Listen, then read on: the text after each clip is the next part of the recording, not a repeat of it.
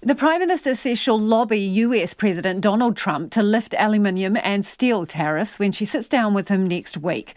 The world's leaders will hold official bilateral discussions in New York next Monday in their first formal meeting.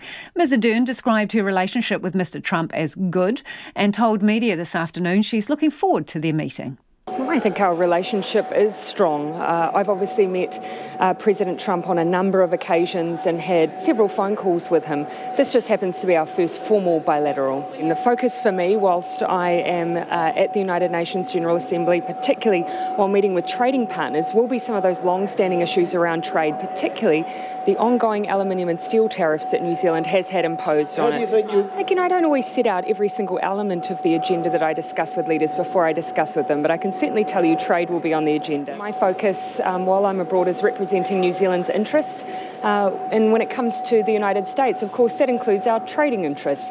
We still have aluminium and steel tariffs, which I've raised with President Trump before, and will be doing so again. You did walk in that Women's March, which acted as an effective protest against Donald Trump. Do you expect that to make the meeting difficult or awkward at all? No, and again, at the time, I characterised that from my perspective about the importance of us continuing to focus on the gains that are being made and never being complacent about that. So I never characterised it in that way. Well, obviously, as I've said, I've met with him several times before. We've spoken on the phone several times.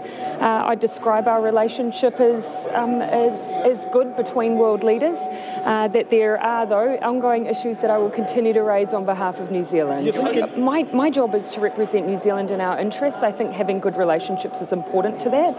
That will mean from time to time we take different perspectives, but it should never get in the way of us being able to have a good dialogue on the things that matter, including issues of trade.